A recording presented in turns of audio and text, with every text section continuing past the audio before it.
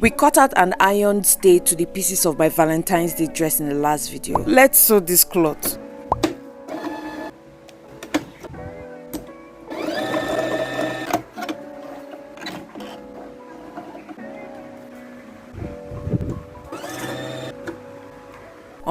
I was in crunch mood while sewing this cloth, and the whole idea was to keep sewing until I get to a point where I can't continue sewing until I iron my seams flat. So the first thing was to sew my top lining pieces together, sew the main fabric together, sort out my skirt lining pieces, and just keep sewing. When you are against NEPA, you have to use wisdom when you are sewing for real. I didn't waste time at all, and I started working on the skirt as well simultaneously. I attached the zipper onto my skirt and then attached the lining pieces as well.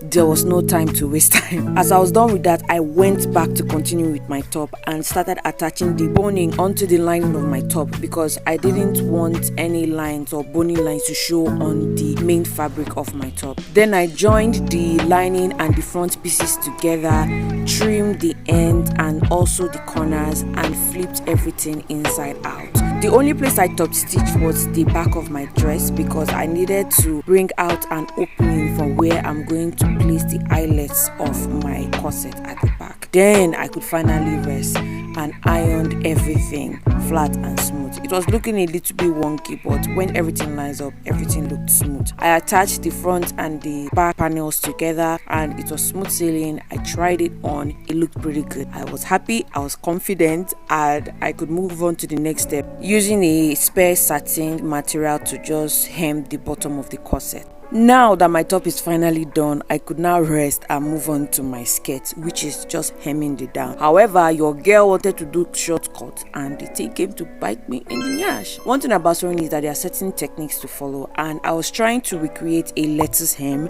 and I wanted to use shortcut, but it was not lettucing the way the vegetable was supposed to go. So I loosed everything, all my mistakes, and I started over from the beginning, which is to fold over half an inch, so at the very edge, trim the excess and fold it on itself again, and you have this lovely crisp hem. Anyway, I mounted my top and my skirt onto my mannequin to see how the silhouette was, and it was giving. I finally attached my top to the bottom of my skirt, and the next step was to do the eyelets at the back of my top.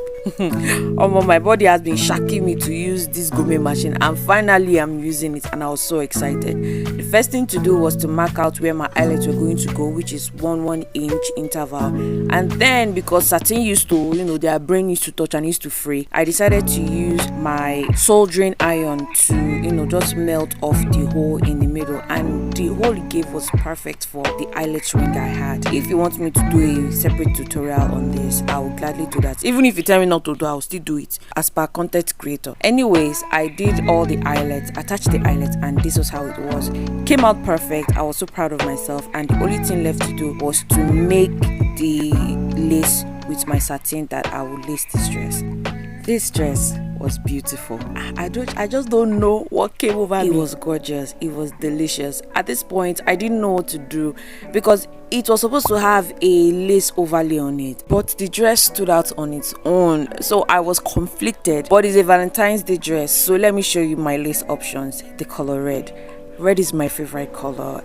It was beautiful, but the second option, white, made me second guess. It was justified. I don't know whether it is the dress on its own, but one thing I'm sure is that I'm going to make another dress of this so that I can stand alone. Or do you want me to leave this dress alone and make any lace option separate? However, I need to know which lace I'm going to use. Should I use the red? Should I use the white? Let me know in the comment section. See you guys in the next one.